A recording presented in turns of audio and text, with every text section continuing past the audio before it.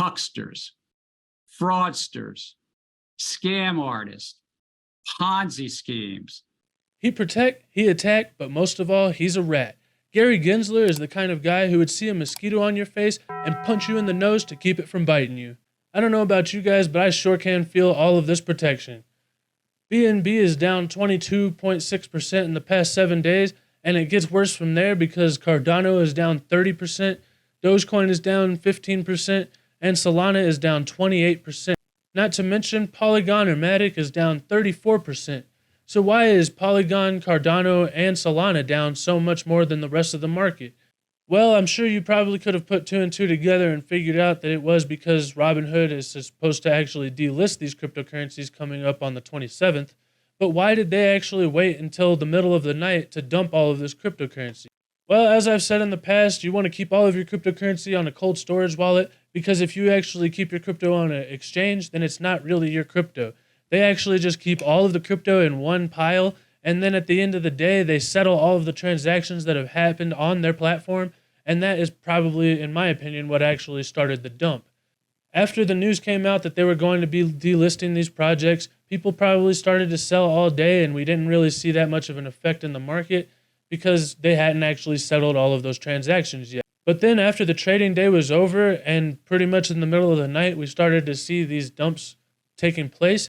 And then I think that pretty much set off a domino reaction because as Robinhood settled all of that, it dropped the price significantly, just really significantly enough to set off a bunch of liquidations for people who weren't expecting that kind of momentum to happen. All of this happened really quickly, and I'm pretty sure that that is probably what caused it. And in my opinion, I think that we should all probably just sue Gary Gensler and the SEC for dumping on all of us because by him suing Coinbase and Binance to try to keep them from dumping on us, he dumped on us worse than almost anybody could, almost as bad as what happened back here in the FTX collapse. The only reason that Solana actually dipped more than that in the FTX collapse is because it was actually very closely tied to the FTX project, and Sam Bankman-Fried owned a lot of it. Looking at the chart for Matic, it looks like it is starting to recover a little bit here nicely. It was luckily starting to have a little bit of a pump before actually all of that dump happened, so I think that that kind of softened the blow a little bit. Cardano probably fared the worst though because it actually made a lower low than what happened back in the FTX collapse, which is kind of surprising, but as you can see, it is more oversold on the RSI than it even was back then, and right after that situation, Cardano pumped about 73%. So what's coming up next here for Cardano could be a double bottom right here, and this could send us to the upside from this point forward. We might continue to see some more of this selling pressure as people continue to panic, and then in the middle of the night, Robinhood continues to settle these books. And I think things are going to be pretty uncertain until probably June 27th, whenever they are actually scheduled to delist these cryptocurrencies. But on that date, I think it's going to probably be a buy the rumor, sell the news, or really a sell the rumor and buy the news situation, because everybody's going to be selling leading up to that day. And then after that, the catalyst is going to be over. And I think we'll probably have a little bit of a recovery after that. I'm still not really worried about the SEC in this lawsuit. I really don't think that it's going to have that much of an effect other than the panic that we already saw earlier this week until they actually settle things or until really more news comes out, which could take years, just like what happened with the XRP situation. So we already know in the U.S. and in many other jurisdictions that 3/4 of the market are not ICOs or not what would be called securities. Even in the U.S., Canada, and Taiwan, the three jurisdictions that follow something similar to the Howey test that we've talked about, 3/4 of the market is non-securities. It's just a commodity, a cash crypto. So you'll hear debates about initial coin offerings and what's a security and what's not a security. Relevant and important debate. But for 3/4 of the market, it's not particularly relevant as a legal matter, as a regulatory matter. Gary says he wants to protect investors, but by attacking Binance and Coinbase, he's actually hurting investors and causing a lot more confusion in this space. By trying to freeze the assets on Binance, he is doing the exact thing that he's trying to protect us against, and causing a bank run through Binance and actually Robinhood, as we've seen in the last 24 hours or so. I don't know about you guys, but I think it's pretty coincidental and really crazy timing that they're doing this just a month before the Fed now is supposed to launch in July. And it seems pretty sinister to me because they're trying to make it to where people can't actually get into cryptocurrency and save themselves from CBDCs by basically canceling all of the on-ramps here in America. Well, this was not unexpected. We've been in discussion with the SEC for a long, long time. Even going back to before we were a public company, we started sharing with them how we operate our business, how we list assets on the platform, how we think about our staking program. And through a large number of dialogues back and forth, they allowed us to become a public company. We had many discussions with them in the last year when their tone started to change, and they started to come to us with more questions about the business. So we were very forthcoming. We met with them probably 30 times over the last year. And we started to kind of ask them for feedback. And we said, we would like there to be a robust market in the US to trade crypto securities. Of the 1,000+ assets we've reviewed today, we've rejected 90% of them. The ones we trade, we believe, are commodities. What feedback do you have for this, for us?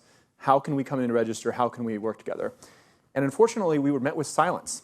We really got no feedback in those 30 meetings. The first meeting where they were scheduled to come and give us feedback, they canceled it a few days before that, and then we got a Wells notice a few days after that. This is despicable, and I actually feel bad for the people who are falling for all of this and selling their cryptocurrency right now, because they might actually find it hard to get an on-ramp and get back in the future, getting stuck in the CBDC system and essentially being trapped in serfdom as hyperinflation continues to take hold and the government just spends all of the money that you've worked really hard to earn. And if you think that's bad, just wait until they mix a social credit score into the system.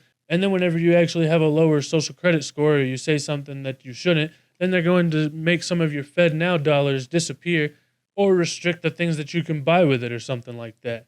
In the crypto space, it's largely built on a business model that's non-compliant with the securities laws. People are commingling all of the customer funds. It would be as if the New York Stock Exchange is also operating a hedge fund and trading against their customers, or add to it that they don't have proper controls to avoid manipulative trading on the platform by their sister. So here, Binance had a sister organization controlled by Mr. Zhao called Sigma Chain. So absolutely, it's straightforward. Protect the public through the securities law, build confidence and trust, but it's in the context of crypto.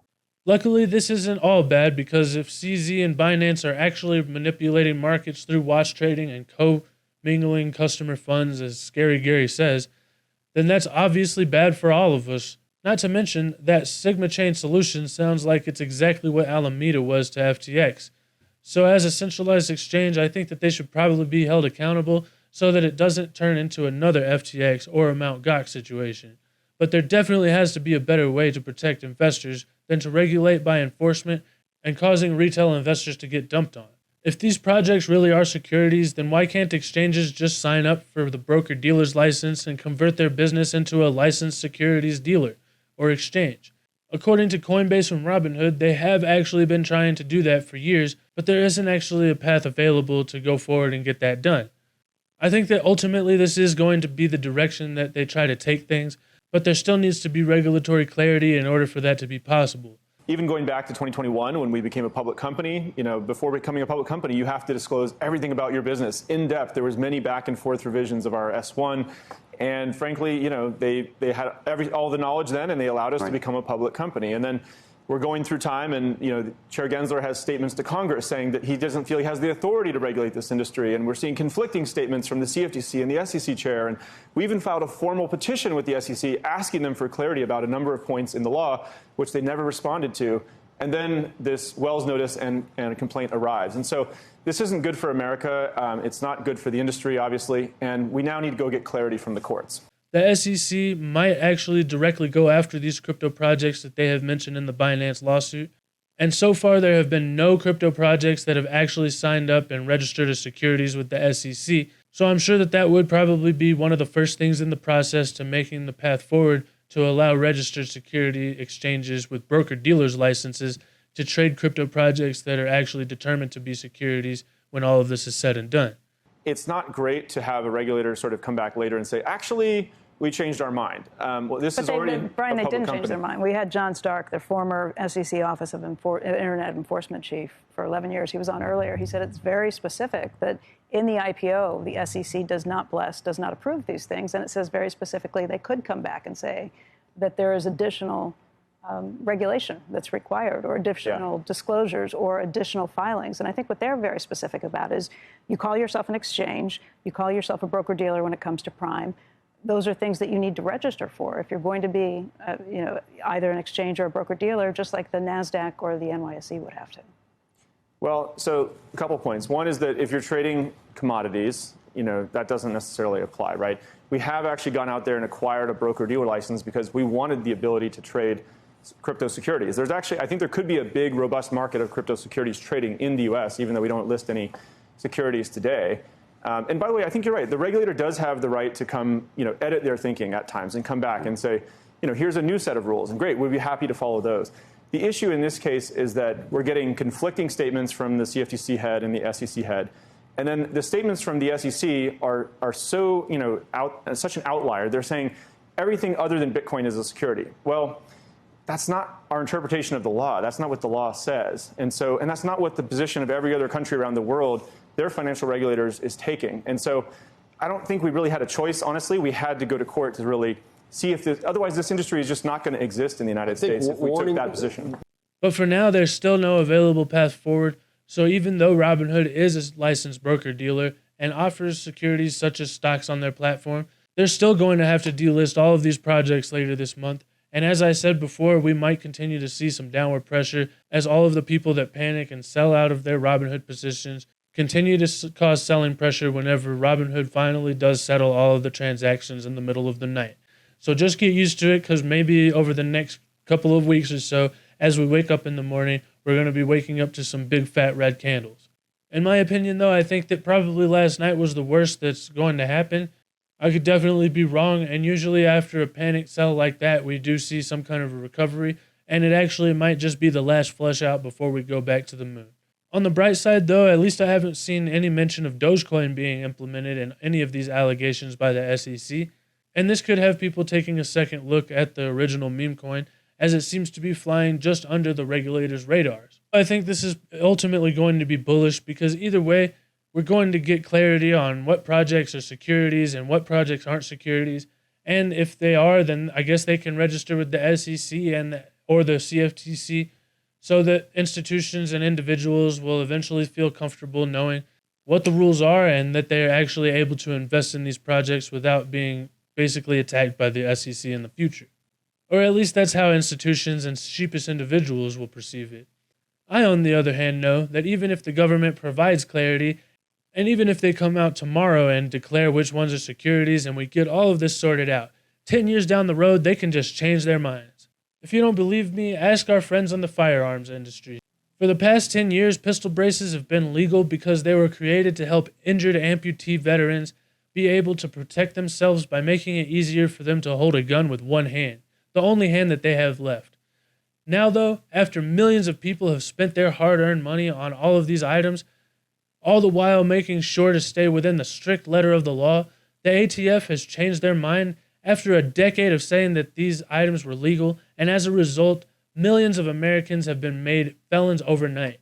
And all of this is because of an unconstitutional law that arbitrarily takes the rights to life and liberty away from the people who have made the biggest sacrifices to protect those rights. If government is going to do this to our greatest heroes, then you and me just don't stand a chance.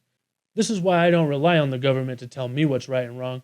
I just use logic, my upbringing, and my instincts as an American patriot.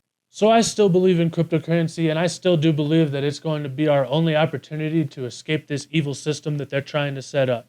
In the end, if the SEC and our government continues to push cryptocurrency innovation overseas, then we're going to lose our place as the #1 superpower in the world, and there's not really any way that they're going to be able to turn around and stop it, because as this technology continues to move faster and faster on an exponential curve, the world is going to move on without us, and we're not going to be able to catch up.